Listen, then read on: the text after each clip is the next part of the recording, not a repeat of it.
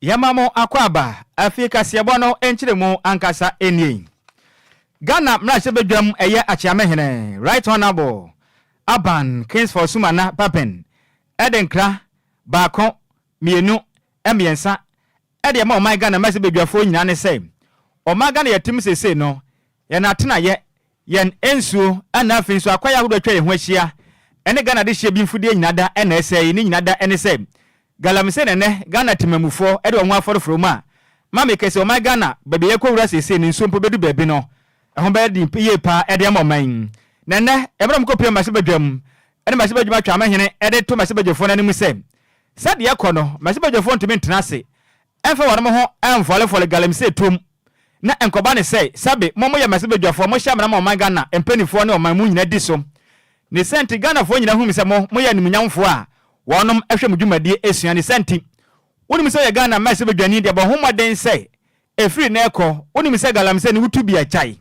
senti sa no wankasa masebedwuma cha mehene Right Honorable Aba Kings for Sumana Baben eso padi se twe se wo wutu fuma gudi akwati kwan so mu a waso ebetima ya hye pam Speaker ka se kirem se masebedwafo no moden entu na mo pa enne ba ye nhweso ma Ghana de hye nso etumesua wonom esene se wonom so betua bo ho moden ede wo ho aforoforo galam se tom waka se kirem se dwumadia binti ena Ghana de hye bo mode ko sinanim ekoto abade pa wonom ti efiri na ekọ wo mabotaye nam so Ghana de hye bo moden ekogina sienim simpie so eto ba mo ho monom ko hye ho emra enkodi dwuma nso mo ma na ntesa mum na mo ho moden do mo ko foroforo galam se tom de wonom aso ebe ya shi power my Ghanaian emra okasa o masebedwam no nsema do som ye no emu kiremu no enie. You must be prepared as a house to bite the bullets. We must lead and show the way.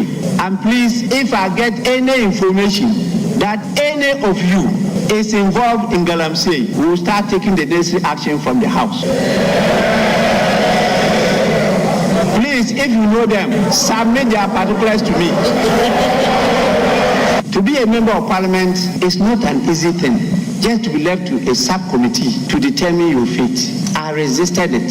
Today, if we go by what those who are pushing it through, if we are gone by it, as we sit here, my colleagues in the minority who are imperiled, at any time that the majority wanted any of you to vacate the seat, they would have gotten that decision taken by that committee because it will not come back to the House. It's referred to the committee. The majority of the members in that committee will be the majority caucus on the right side. They will go and take the decision there that you have vacated your seat because you've been absent with the permission of the Speaker for 15 days. And people were trying to convince me that that was the right interpretation of the law. How many of you have been left now? Your leaders kept on insisting on this floor that that was the right interpretation of the Constitution. Even though I drew their attention to the dangers involved, they were blinded because they were in the majority.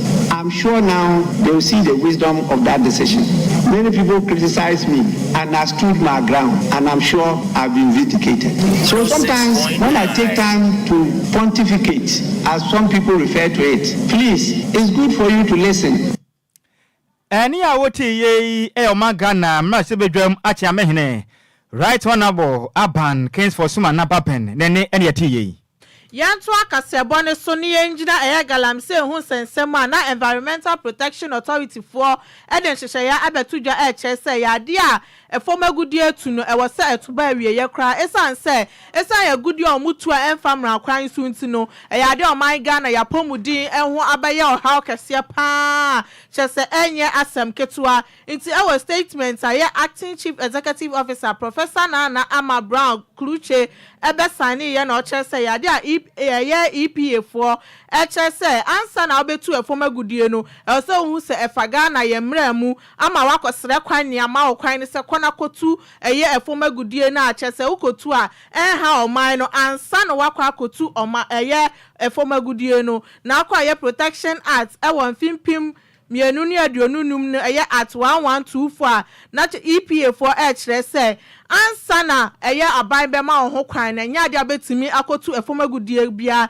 into small scale ni large scale mining for ni na no momomode anse omudi omudwumadie ebeba ewieye na ye EPA for ni Ministry of Environment, Science and Technology, any Ministries Commission, Water Resource Commission, security agencies nano ade a mo beka mo ho abom se ne be ye mo bekokọ site no na mfidi a mo di tu efom agudie ni nyina no o ma ba beje de afimu nsem se ne be ya muntimi ense eye yempotem efama ni titiriu ani yensuo esan se nsuo ye ni pankwanti no mo se no na setememfo no no nsuo na ya ade a yawe ahodro ana mo de kọ eye mo ni padua nim na emo mu yetemem ni na ho so bi etu efom agudie wa site bi a wa ho se mfamra kwan so a obetimi afra ye EPA for e was 0506 699 466 mesanso esisu bio 0506 699 466 and 0506 694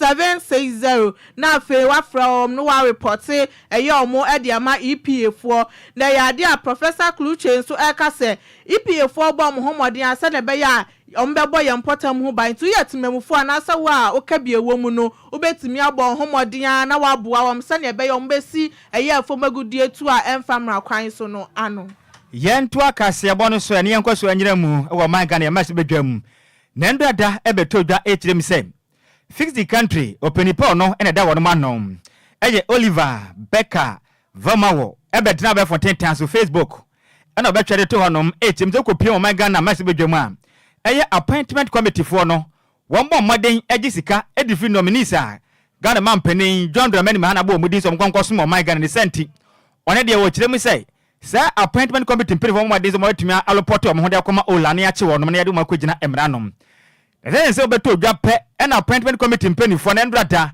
wonom chairman Bernard ehiafo kirem se ye Oliver na sa na ate krachi na se wo de wa wadwin se waboye mfita duku ena o maga na yatemu no de beto wanum bia na wo kan senti je se wo muni pakram na mu kirem se ne se de tie bia no so wopo so won pomo pie o maga na mase bedwam ne yemobo ne nsam no we fi se na waka no egu mase bedwa no enimu ase nene Oliver Becker Voma obamade kopie mu e de ose de oyo ena okopie na appointment committee no mpanifo bi zane se krache na nsema wo ka na ndra de ba fontentan so yi wo se ho sen wo dance die e kire se appointment committee no ebi obamade atuma kwagya demudie bribe e de afro bi honom ansa ne ma kwanya so nkoso ma man Ghana na ne nsanam ne tiri ho sa na so we de mesra mada we de mase bedwafo ensem we de mudika efriza ensem na todwa na ndra no ohia bi post na meye na we de enyamoa na me kama asem kra we kra de mfam ho kra ne senti asem na mo kan de nyammian yankopon tiko we de enyamoa asem kwa na mase bedwafo ensem se da bi owura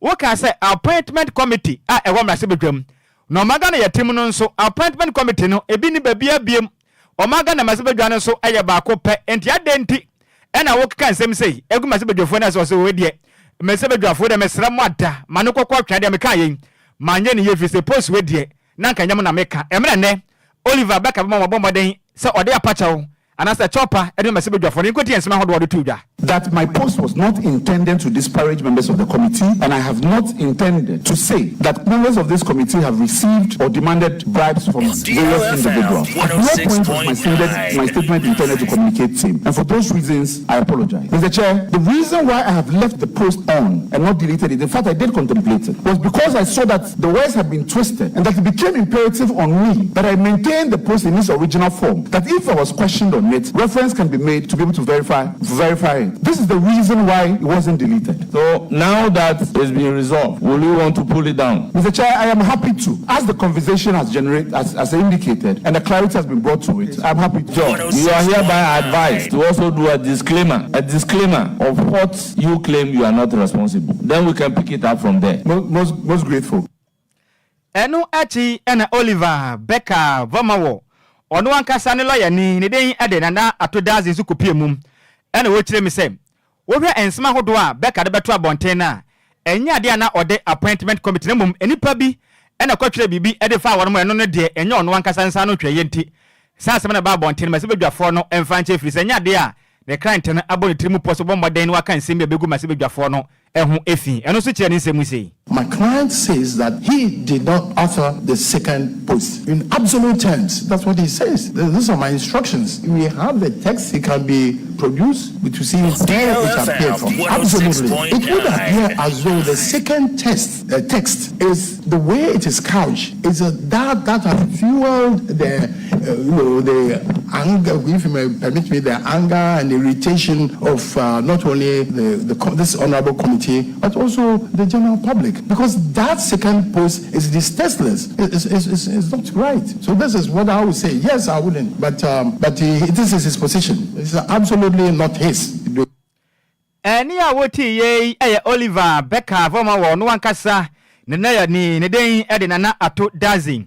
Ne krakra mu ne masibe ne ogira mu ma dehia wonom ewo nsewom Adwoa Agyei onom ena ye minority chief whip ne den Frank anodom pre ekire mu sem ensema hodo a Becca Oliver former wode betu twa no ekire mu tapi efrisem dompo emra masibe dwo moden etwere kata de ma no Osako jina eye excess so eka ka kire mesebedwafo ne se waye kadoba be pie mesebedwam ni senti eche na opa na omo nyintum omo maden ne wankire so wadansidie enti obodo ho mode keka sansensem no edugu mesebedwafo na ni masefri se sansensem na ekoso no se ba ne sa na mesebedwafo egu mo no masinti omo ne ho mode se obo no ka betime gya ne naso no wakire de enti obodo ho moden etwetwe sansem nyenkoti ensema wodo bi so a anodompre edetu dwa.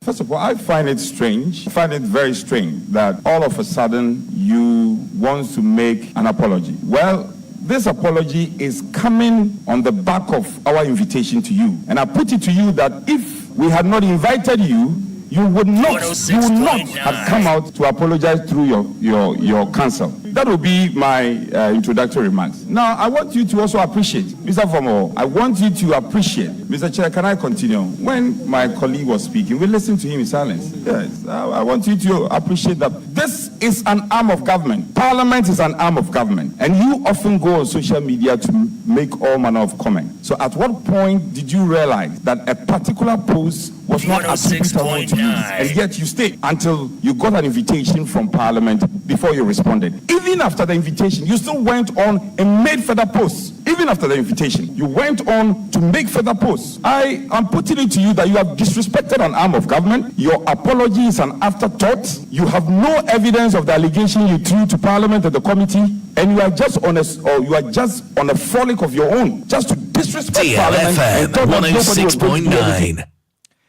Any awoti ye masibe dwene ogira mu ma dehia wonom ewo insanwom Adwoa Agyei onukwa ye nso ena ye minority chief whip ne den Frank ano dompre awufo bi ene omomba akotwa hia mu waye office no wakumase a omo chese ya de a eye ensohe omocho wasin sohe omocho wa fempim yenu ne aduonu nan ni mu no omomma no results na nya ade a waye etimi release ade amawom na ahwe school fu a omo ho aka adwam na chese dodo na FTI Hamdia Senior High School a o sha enu nti no mo ntimi enko university enkwadi admission esa so mo results na kasa mukra ye release ye na ye report ebeto dwa ne chese school nkola be ye 2000 omo ho aka adwam na wofo ni chema ya ade waye fo eseni omo message say omo mano embra ye regional office no mo mbra no mo hese enya ade omo bo okro no bia e wa abra na so he no e koso na wofo ni chema omo kodu ye office honom anopa no woche Nemo me yade awaye officials nimbi o mano kra enka asem bia emfa enkyere wom nto mo ne nsemtwefo atwetwe nkomo na mo kyese esa results o mo release ye nti yade be ha nkola na disua ne o mo da chi ye papa nti waye for mo sro mada o mo make o ye o final decision sane ebe ya ha emofra no adisua we ne nsema esi ye ewaye waye officer no wokumase Nessa Jetta was sentimental won Kolani bi ho aka asem we so ya hadwen o mo fa na akotwere nso hwe no nsi sisi ano eyesu apon ahodo ni nyina na ahya se o moje mofra no ende se waye company for ma ye hu de yakone de ye ba se wate ase se so hwe no matwam a mo kwatwe ne foforo se mo ba made amankola no so mo nsa aka mo release ma wonom no mo nko se nyema bi se ye kwasonso na chese nkola no mo ye bibi ewa bra na wonom mo chese mo bokro no mo wie mo eni ntine se mo punish wona ase mo ye ache dada no mo twen den mo fa na kwan so mo che because ebi wa mbeja mbe wie na kola ne bia kosua de agya won ebe ha adwen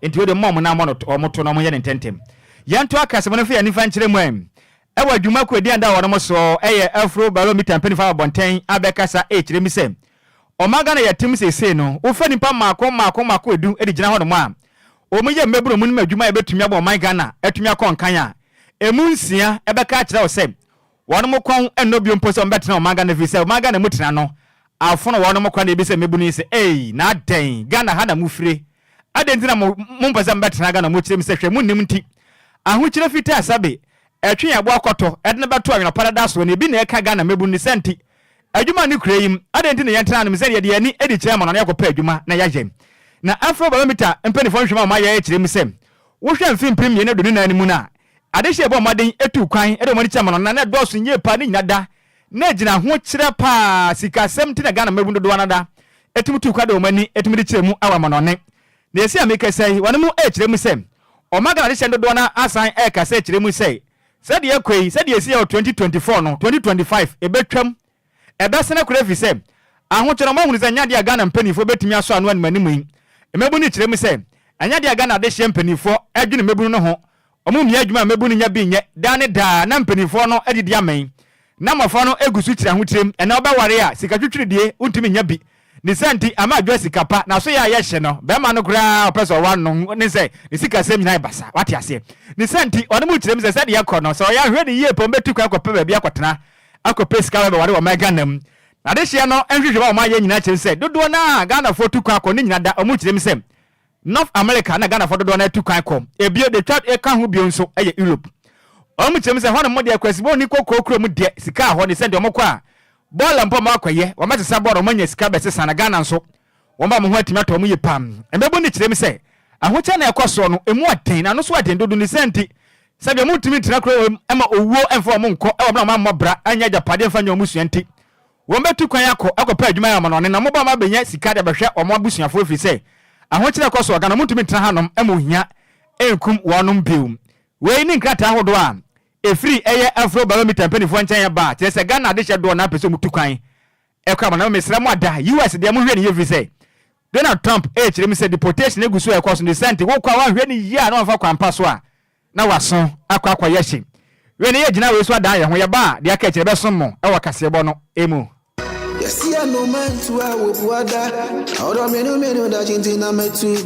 Makwantu ohunsam eye medadwen nanso me yensam tro ne nti menya adagye ye hwehwemu ekohu Sunday Sam's consult na wonom nti ende metimi ba menya abre ne adagye ekenkan ye eye investigations about womo ana me hu se wo apply for visa assistance a enfeli efri se wonom ewo track records madanse die nie ma me ni nkyerɛw Sunday Sam's consult edi Britia webi ebeje wo visa amount se wo ko United Kingdom, Canada, Dubai, Poland, Croatia, na Africa de Serbia any Greece nso abeka ho a work permit etechiri ma menkyere wo mo echiri kwan Sunday Sam's consult ewo Ofanko barrier asofan a wo ben Wise Park Hotel ewo asofa new station hono a frɛ number 0244291546 email address nso samuel626@gmail.com yeti ehudi enti we connect dreams with opportunities emanenye wadwendwen frɛ wonom na nso bedi adanse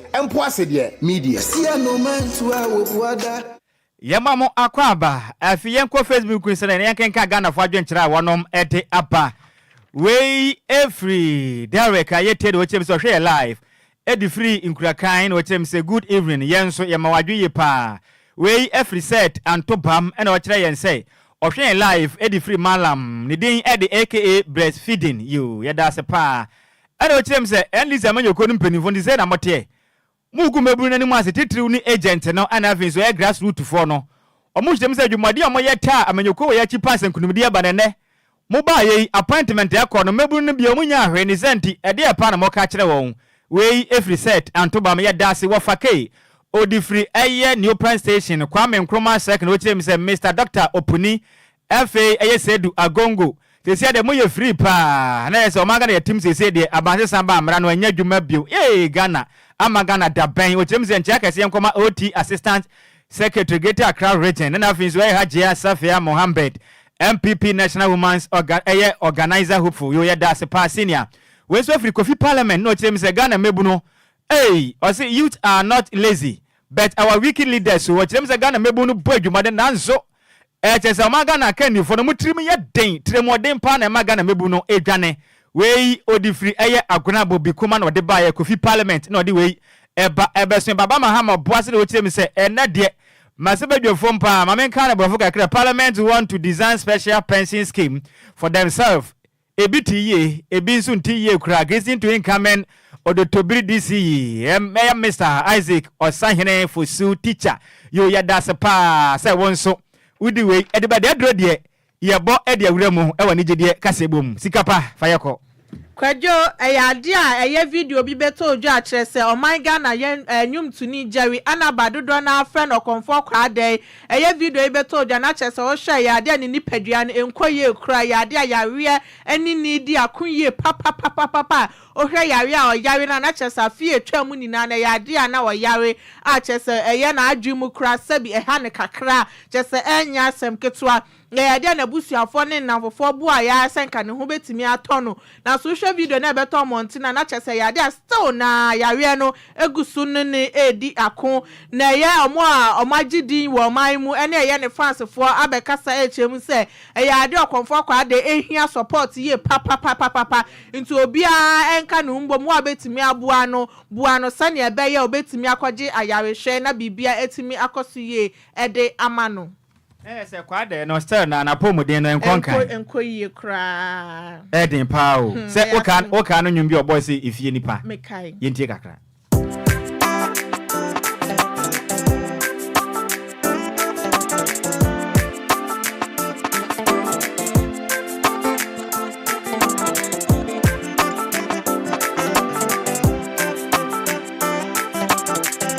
Any baby life I say no. Yeah, maybe I get you. Maybe I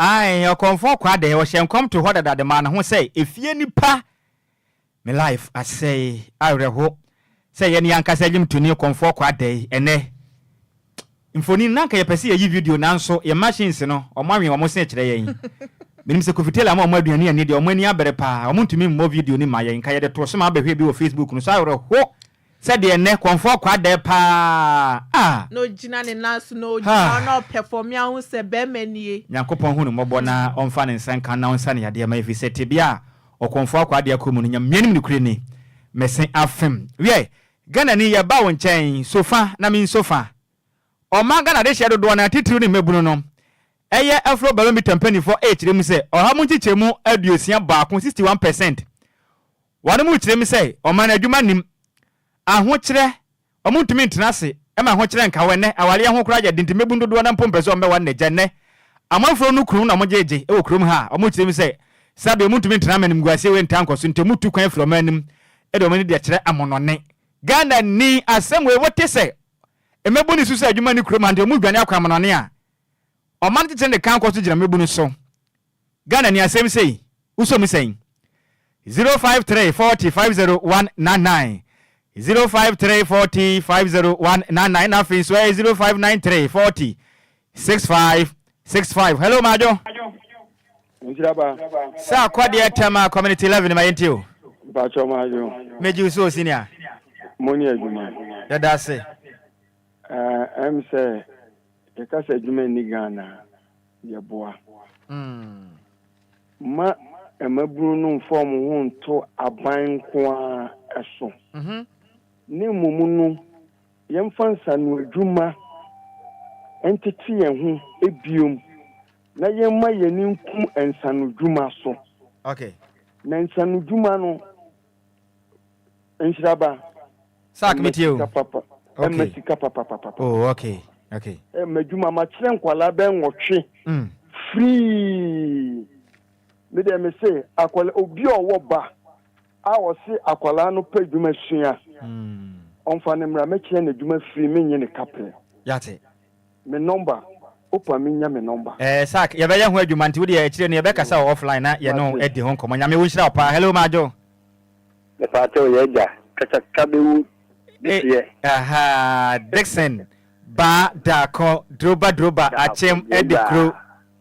Sir. Aha. Memo about the Juma Pabo Mekisto no Mangana. Ejuma dase. Manko Master no so. Say woni bribi. Debut. O Mangana we. Ejuma wo me depend obi a ni ejuma. Na ye mu binu me so ayen adwene se. Ya ko school kakra ya bo degree kakra. Nti say degree na hwehwe ejuma ma yen. Eno de ba ne saade a. Ye nyina ya ko se ni abo degree a office wo wonu be ye ma. But ejuma papa de ebi wo Ghana ha. But wo mpese wo ya ana opportunity say wo degree nti wo fa won san ka mojo de ani wu nya bi ye. Nti de bia wo be kesi ejuma ni Ghana ha. Ejuma de bi wo Ghana ha pa. Yo. Bye. Yen so ye da se pa won so betumi afado adwenkyere no e de aba 05340 50199. Hello Majo. Hello, good evening. Good evening. I have fun patcho din ba bia ka free. Adwoa Sama. Oh, Adwoa mete won ka che. Me wura ma me san kamo. Oh, fachen patcho. Don't say yenya customers pa nti ye watre. Oh, fachen pa. Fachen patcho me nti. Ya me no akata anye yesu a. Ye betrai. Yo. Patcho me nti. Na this year Oh Ghana empelinfo. Say ebia me yati abawie yi. Oh say officer ewo ho. Won aye flakadam bi. What say ni nyina. Say akwala wo Ghana ha. Obesida no benya adwuma aye. Enye obi kuro ti no obekwa kofiri ni ata abolo mo waba. Ghana mpeninfo yesra won a won hwe bibi ye no won gye ye mofra no won da ti o. Yo. Na ha gen papa. Yate. Enye. Yo. Ye da se pass won so oba so won so betimi aba. Ye 053 40 50199 ana 0593 40 65 65 ye be fa na adwenkyere no e de aba aka ye mre no kitwa bi. Hello Majo. Kwadwo praise. Hallelujah. Ekwanso. Oh, me see ekwanso a. Oh, me fa form kasama yenko. Empenyi foi. Eni diemu me sro mo na duwe. Me pomo cho papa. Omu ye mobo. Bebia Ghana na nyom mo de bia. Ya bre no ede. Yo. Me ko do gebu from. Okay. Okay. Hallelujah. Yeah, that's a pa. Hello, Majo. Yeah. Champion, we didn't be a case free. We are my last caller. Yeah, Nhyiraba SK Dodoa. Pacho SK, I'm into you. Nhyiraba, I be back one. I have you Ghana and say. Me and Penifunu Soleil, yet to about Mamma Mogan and Bebu. Nanso. MPBA and minister BA and president BA my encat will be a factory way and a company with Maffenipa 10, Maffenipa 20. I come and want to say a managing so no one be good. A man should the Catrano by Yen Quacrafona Monia by 70 years, 80 years of more pension and may Bruno Sababa Beshahono. Send a bang in may do Hoya on core pension. Resign my way in Obesha, Cobremu University, Aqua Masters. Abba man so about Nefia by 5 years, 6 years. Then a mammy and a papa down Sake, Sabalano. I'm going to be my young academia to do a tria and I'm going to be a pejano. And Edwani Bini. The Penifus in pension, no more in Columbus to Naba Show. To do homework. In San Juma, so good Juma, old museum, or do also on Coton, old to Minton. You. If they are fan to tenor, you. It would be Yate. Only the other book key. You. Oh, dear, best telephone. Any MPC ministers, you know. I won't be a Juma, let me be a day. It may be yet. That's all. That way they run away. MP with a beer factory way, and offer the pay 10, offer the pay 20. Now, it is a tax and some woman and brought down. Now, open the company that can't come off on a side, almost to offer the pan more. Then they made the come and work and say this limping for us. Senior Medasa passer once so what Jemre a bass ye. Na etie for the mubesi a had mu say na sai be soro so no. DJ Omalan bo me Facebook ne say na yenko a ye tutu akuapem we Mr. Michael Agyei ono wosom House of God Prophet Ministry.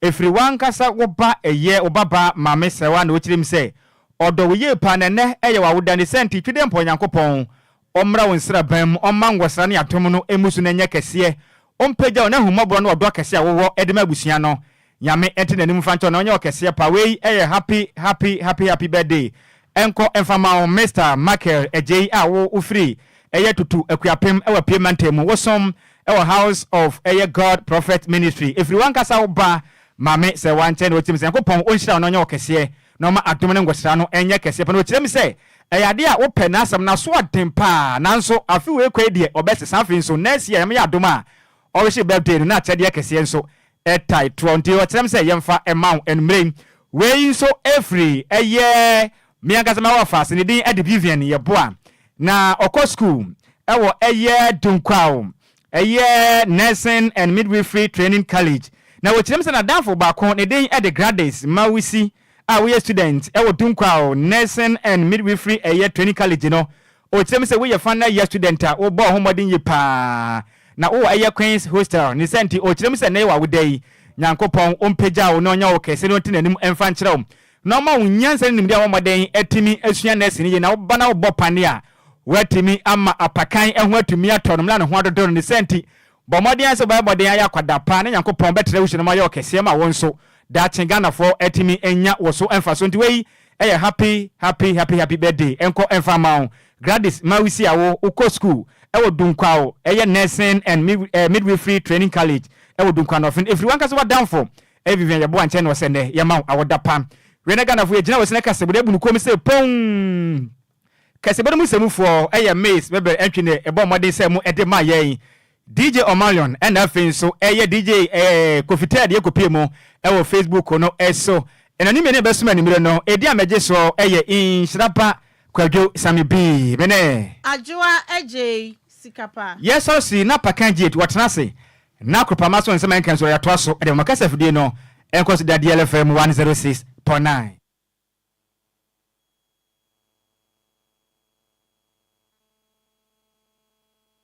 DL Power Sports. DL Power Sports on DLFM 106.9. DL Power Sports on DLFM 106.9. Abusia enayumre mayansama wa John ansama wa kwaba.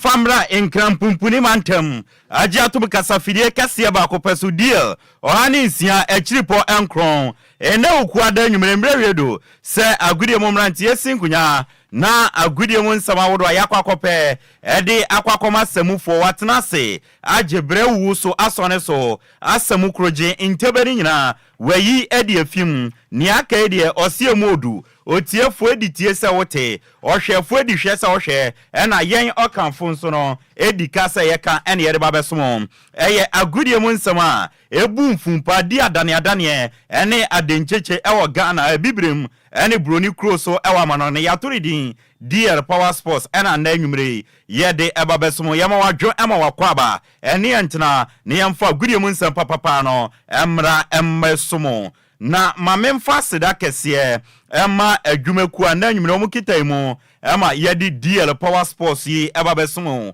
aseda kese na enkoma Lumba ensupa na Food and Drugs Authority a omuye nhwehwemu edefa nia yedi se nia yenom ewono omagye atum after so omuye nhwehwemu se obepiem awo Ghana ensupa awo Ghana a obi anoma eboa ema ni nipadua sisi ne naso no eye Lumba ensupa nti na nwumre utie me na opensu a obenom na be onipadua mu adwuma na wagina wona nso a enoa ene Lumba ensupa no enti efiefie mu Lumba ensupa no ena momfangu fridge mu na monom event bi a wo from outdooring wedding eye momfa Lumba ensupa no emfa enserve mahoho eno echinso no se uyo bi a oton insu traffic mufo no provision stores outdoor ena mo amode cars eton so Lumba nsupa no ena monton upe bi ato a ube piem ewo nkran ha Agbogwa Junction Dina DLFM ewo mu no ye ne Wisconsin International University no ena yedi animhwe na upe bia from atrufoi na empenifo di bibegu hyen mu na yaba beyi edi amount 0555 0 no wabo 5 miensa 274757 ana 0577 475343 Lumba in Supakitemo ema ndenwumre yede ensamno eba from afar kwame afum ebo ye chidom ema yede ensamno ede ababesomo eno echinso no DJ Zigibi ede yen atu Facebook into DLFM 106. Na obetumi akọ na wakọ akohwe bi YouTube nso no DLFM 106. Na me amede ensamno eba na edi ameje so no ayenso ano de share Upper GH the blessed kiyenti away yaba yebesi fam na yedin samno ede asmo Upper GH wode nyansa de wadiawo wo interview wo kasai wa hobrase wo radio mu kire se wo yo pabe ne wo radio mampa enti kagagru Abusia enanyumre yanka jangumane yamfa nsamno ansmo de yanhyase emfa mfi yandiem awa Ghana yewia ne yade broni kroso de na awa manone ede atoa so ede amore yanhyase emfa mfi honorable your friend Dixon chere Stuttgart honorable Dixon chere Stuttgart na oye MP ede ma Brekum West constituency Sanso na member of NDC Manifesto Committee on Sports no or a member or sanso ekasa de maomo na wakasa or si inde no yenwie vetting no na yebewie vetting na no enkosi juada de Honorable Kofi Adams no na ya approve no as a sports minister na ojidie se Honorable Kofi Adams eba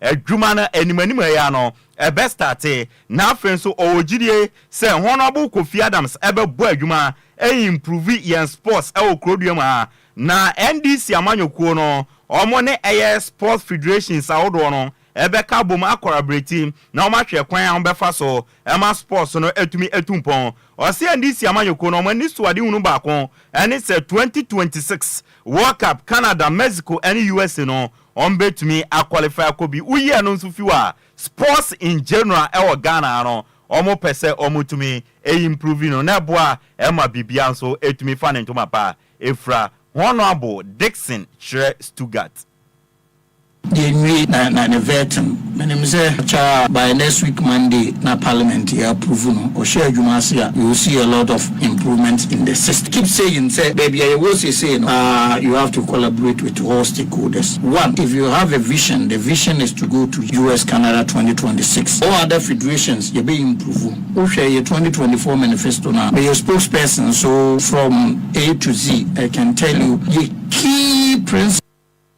Honorable Dixon chere Stuttgart etwane Samson Odituja says what trans na ohwe NDC amanyoko no omo ba abamu na omo manifesto no eba agudie mu a omo key principle any driver no akwa se eneno president mama hwe anim say situations awodo whereby yen sports no entumi ntumpon no obey use sports as a key driver ede a drive social economic development na obey use sports no ede a develop agudie okrodue ma sana be ya emamunu ene Ghana for ebenya adwuma ye both in the public and private sector. We share your 2024 manifesto now. Be a spokesperson, so from A to Z I can tell you the key principle, key driver for a manifesto. And they say, you see, we always pump money into sports, say develop sports. But President Mahama is looking at a situation whereby sports will be a key driver for socio-economic development. Honorable Dixon chere Stuttgart MP at the Brekum West and afenso no NDC amanyokuo no manifesto on sports 2024 no ono na okasa edema mo yensantwe pa and wetima be rise edu bia wedu ya bono nkomo ede achero Dr. Randy Abe aka the champ or a Heart of Lions owner GFA ESCO member Black Stars Management Committee Chairman and a Cocoa Board Acting CEO.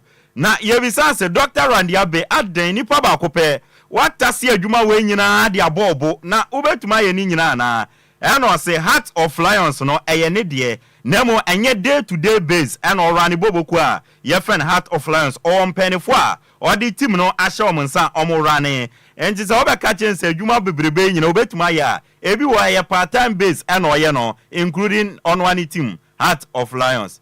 Heart of Lions on a day to day basis. I'm the owner. It ends there. I'm the president of the club. That's it. There are those who run it. There are people who run it. Yeah. And some Dr. Randy Abe Eddie Tuja, Remo our Black Stars of Ghana, Akachiano Pano, Bon Komose Ghana Football Association, Oma and Sakraye, Edim Pennyphobi Abekan Black Stars of Ghana, technical team no, Yenya Botany and some breaking it down, and ne enumere Mfamadia, Yansha se Mfamfi technical director or no omo the technical director Ede Abre Otuado na technical director no a former Cameroon national team coach na ofi Germany 75 years your friend Rimfred Antin Scaffer ono nande oye new technical director Edema Black Stars omo the psychologist and so Ede Aba ofi Belgium your friend Chris Pekwai enu echinso no omo the chief video analyst Ede Aba ono so efi Belgium your friend Gregory de Grew na afe assistant coach no omo the under 20 member no assistant coach your friend Desmond Ofe aba be yi papa your friend Joseph Loma edi na fiona now say na Blasters new technical team no akwakoye coach no eye Otuado and the director of football / technical advisor no eye Rimfred Antin Scaffer obenya assistant coach Desmond Ofe Derek Bonsu athletic coach John Penstel assistant coach Fatah Odauda goalkeepers coach Prince Pambo team doctor Chris Pekwine psychologist Edward Abebio psychologist Samuel Ankuma Mezwa Anamazwa Gregory Digum chief video analyst Awa Salifu Kamin video analyst Aminu Shadow team manager Isa Amadu kit officer and Abdul Rahman Hassan and so ya kit officer anti-blasters or the technical team no sena akwakoye no and yede enwonsam ediamao coach Abdul Karim Zito coach Edema Boboko a your friend dream session or see beefing up the Black Stars technical team no ni ye muntina mpenifo ne sa ne yetna se na ye hwe Black Stars technical team ni din a Otuado no be hia mpenifo a ebeba abeboa no enti owogidie se mpenifo beefing up technical team ne de ni ye yo muntia. Well, I think it's for the betterment because your technical team mostly when you're good person and you have a lot of one like the psychological issue of the team. We share never be bring and say team in your problem mostly psychological. But yes, yeah, because sometimes overall. When Tiasi say India, who are with Shogu, Umefia Winjugu, meaning psychological issue, I say in the Upia, Obetima Sachu, Yamanima, I think beefing up the technical team is in the right direction. Abdul Karim Zito Atwane Samson Ebisan say coach, na ene o mebe fi up team no, na team no mebe fi up na technical team, anko for problem bi a man, tawantawa bi a man na o se dabi. Technical team is a team. That is why inti and your friend a team. Na Otuado na oya penina order no as a coach no. Say otna say na oni technical director no any technical team ni nyina e fa adwen na baby o hawo a on tinya ma biase no na technical team no o mo director no e di nim dia no aba beboa na ogidie say technical director no mo de na ba no with ni experience no e beboa Otuado.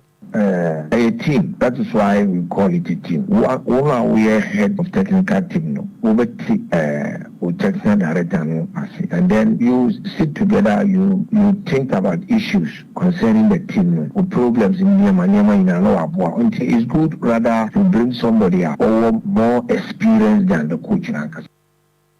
Coach Abdul Karim Zito ne kwakram no, and a coach Abdul Karim Zito echirema. Or see we pepe ena otuado hia no otuado ehia experience hands obeba na wabeboa ne se ne be ya adwuma na oye na be fa ne ntoma pefra enti se wo hwe nkrofo a omode oma be omo experience ne ade na ebetumi impact knowledge de Adwoa otuado se ne be ya ne agana fo pedie fi otuado nchen no yebetumi enya. Most at times, even the assistant coaches, someone equal. It's an assistant coach only man there because what is he going to assist? Assist when you find yourself in a difficult situation. And I say, assist you so that Nhyiraba maybe na so go for dia if you are man Nhyiraba Sammy na mintimisia na nipakona assist me entimia. Then is of no use. So me, this is what exactly Otu means. Abdul Karim Zito coach Edema Dreams asi ana watenenkano Sule Ali Muntali legend Edema Ghana na Black Stars no both to the highest level eno achinso na nseano ye unso besi akan Edema Bobokwa ye friend Heart of Folk Ghana Premier League no na ye bisane se ene no se Ghana player bi wa manone no ye na adwe so beba fie abebo Ghana Premier League na obetu ne foso mra na eno se ono onka nchiro bia se wa manone na opese o retire bia bra Ghana kra no na bebo kakra na retire na momo no wa player no tena se na ohwe na unni se unhia se obeba dia eye wankasa na emro ba Ghana Premier League no ye set trap edemano se obetum se na be ya nsantwefo bia o matoto mo no ombedi na tem nanso sa susukuru ano mususu ye no entumi ambemu e ma ni dwagu o mo mutiri so. I'm not going to tell them to come in, but if they want to play, yes. But I was there. Listen, it was a trap for me. There was a trap for me to like fall. So Nanka, like journalists now matter to then they say bad things, but they could not. Even though I was playing 50%. Sule Ali Muntali atwane Samson Ebisa se oba back to Ghana Premier League no o enjoy Ghana Premier League na no say I oba no o enjoy Ghana Premier League na amazing and after so Heart of Folk fans no mo amazing club president Togbe Afede no a very very amazing man o say league no ayete say amuna kese and ampenefo ni tu omusika edigum according to Sule Ali Muntali no o say Ghana Premier League no twia kai eni da chi papa bia. It was amazing. Yeah, I did enjoy it. Has fans. And the president also is an amazing man. The league, it's a big hole. I will throw money in there. There's no future for them. There's no future for the local league. Ne kura mo no ne yebisa Sule Ali Muntali se na wo kan die da ben na nyama besesa e de ama Ghana Premier League no so ntumi nkyere se enne ana ochena na momo no ohwe anim se nyama besesa o Ghana Premier League no no a wa start ni individually no or try so be gather fans be no de aboa Ghana Premier League players na sane say or how abenesie ni amane o mo na mu no say ya mo amasa enya asem kito say Ghana Premier League no eye mess eye pa na ya mo amrante na e be get west or say ya mo Ghana Premier League players na e be sidem ye benya quality akobo Blasters no. I don't know when, but I'm hoping to start doing my work and getting some funds that will really help them. But it's a mess. When it was a mess. But even now, I don't know. Maybe it's more than before. But so if your guys were better than that top Black Star player, you won't. Sule Ali Muntali enebusia matene nkanso wo a yede ewon samde ama Mr Alex Menu Ashanti Regional Circus Chairman Edema Kotoko o se supporters Emma Stadium embehwe home games no untumi mblemu Kotoko Circus ne nko esanse ye Circus ne nko ene ese bago pramane so ebehwe game no supporters ni nya sede some be bago pramane so ababehwe game nti supporters ne emba mamu mblemu Circus no mu amoka aina Circus na guni ade no o se anya no kure Kotoko Circus no ejina ne nanso enwuye. Let's Circus on the stadium. Ashanti Region there were 128 circles. 128 seconds. You'll be out. You need to 10,000. You need to 10,000. All of them is no. 50 seconds go never. 50 seconds go never. Second members are here. And that's one more. Maybe a bit more. And now, course, you will be called this is 70 years. Or my stadium. So I say, and more we for second, for second and call for. We are still very active. Seconds are very active and call for. They're very appealing. They're also appealing. Minimum the dispense a bit my supported by Bastard. They keep on appealing to them. From the Bastard now, but that's all I can say. Mr. Alex Menu, Ashanti Regional Cycles Chairman, Edema Kotoko, and Watininka, Kwame Opariado, Kasama for Penny, Edema Accra Hat of Folk Bobokono, Kwame Opariado, said last year Nyaman Kwe and Farmer Has, Omotia CSA saw Mutumisi Sanyamem, now Omu improve, now Omu ensure say last season position Omudiano, Ombe Batano this season. Now, Omu taking game after game. Sanabaya, Yabebo season, baby, no. Omu benya better and improved position. Eddie. Last year we didn't play well, and we understand that there massive improvement. There has to be massive improvement. So our football will ensure that at the end of the season, the effort at the end of the season, but we understand that we have to take it game after game after game, and focus on it and ensure that at the end of the season, the idea will be something possible.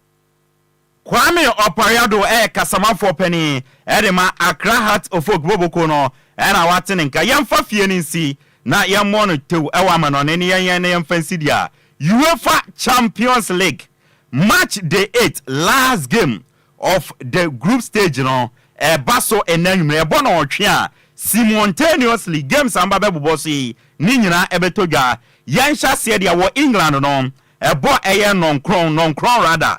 A bon on Croana games in England, Ebetoga, na Aston Villa, Everton England, Nomane Celtic, Abo Ewo Villa Park, Barcelona, Everton Omufie, Ewo Spain, Omane Atlanta, Omufi Italy, Ebebo, and a Bobo Kwa, Yefen Bayer Leverkusen, Everton Omufie Germany, Nomane Sparta Prague, Abo, Bayern Munich, Everton Omufie Germany, Nomane Slovan Bratislava, and Abweni, Borussia Dortmund, War Air Germany, Signa Iduna Park, no, Omane Shakhtar Donetsk, Omufi Omaya, Yefen Ukraine, Ebebo, and a Bobo Komudia boys in the pa, ye from Brest, and your breast now, Odrino, way air started Brest toys, and your castle, iron breast, or Metronomufio, Air France, Normane del Galacticos, the biggest football club ever. I will be as a Real Madrid, Eddie Abweni, into Kylian Mbappe, Numania there. Ombesi from Nenumre, Aye Edumano, Sansona Dynamo Zagreb, Everton Afio Croatia, Normani AC Milan, Eddie Abweni,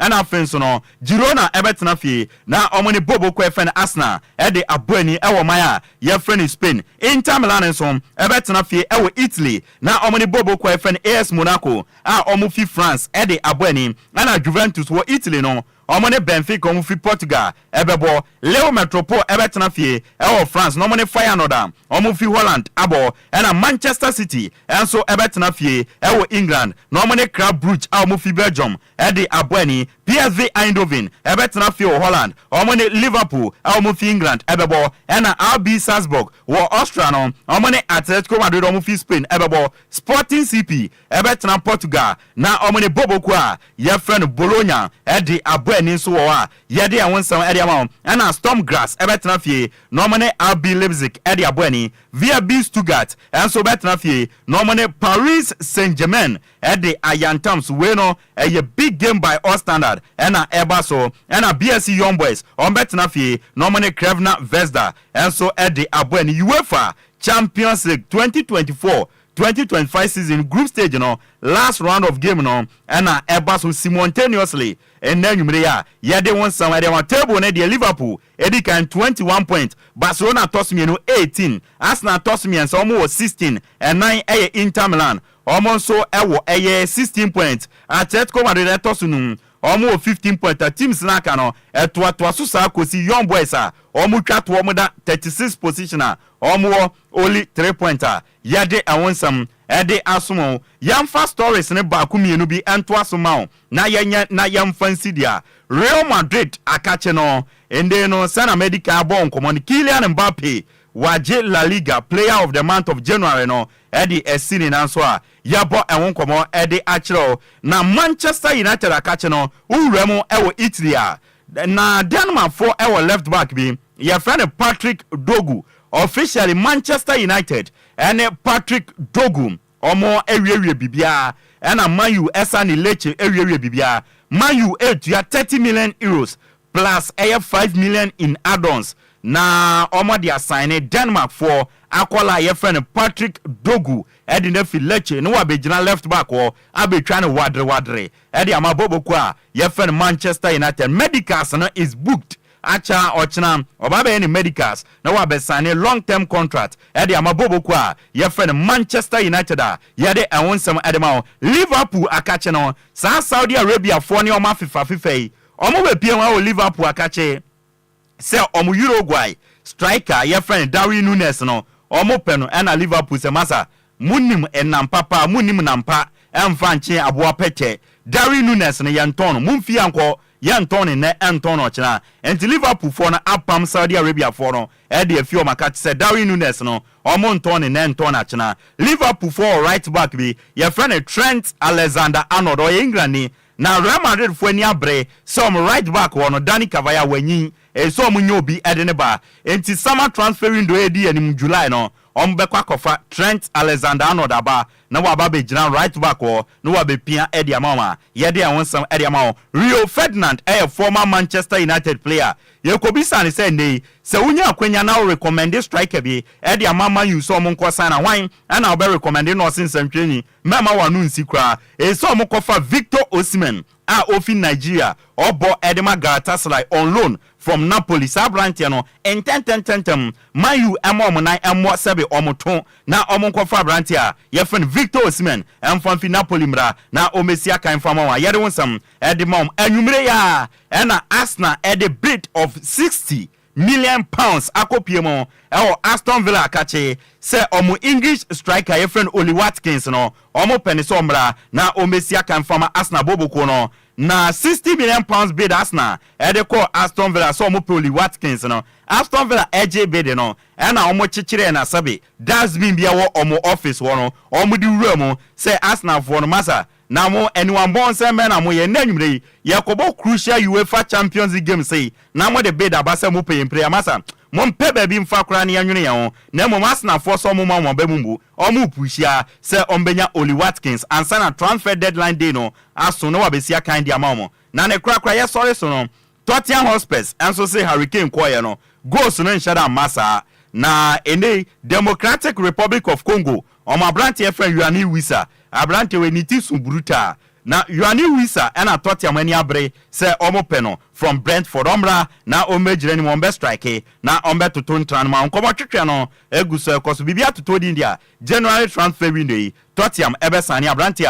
ye friend Yuani Wissa from Boboku ye friend no Brentford no abejire ni mo abetutun tranu twitwitwatwa edi amama yabo nkomo enne anwumre di ama ekwan no ewase den a ebewie ewo aboboa no ena kwantintin woyi emankruma esene enti yamfa agudiem nsem no ensi na DJ Hitman emeto aso emfa ni aka achibia no embeto aso mfama na ende no zigbi project adewe mame na na miame papa Reverend Asante Botwe oye sofu penny ewo dispensational gospel mission ewo Peniel Assembly ewo Hacho. Yes, Reverend Asante Botwe sofu penny awoda sorry ye friend dispensational gospel mission ano ewo Peniel Assembly ewo Hacho. Da endra na your birthday na still na awoda so ewo birthday mood num enti still na no bigina DL 106.9 FM Kasafidie so na marriage show happy birthday nyame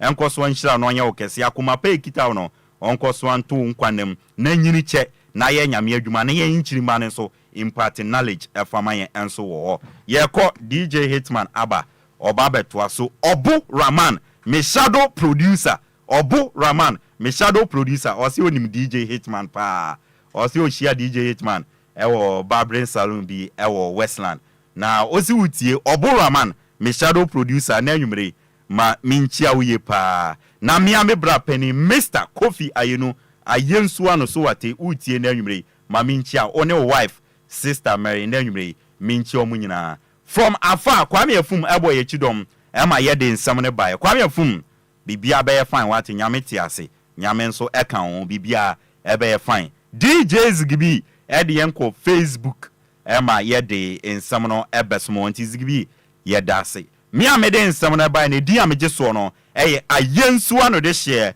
apakan GH the Blazer King nyame adom ochina no pa 6 am ekosi 6:30 ochina no pa 6 am till 6:30 yansan shia niamfa another DL Power Sports Thursdays morning edition no emfa emesum yakwedie DJ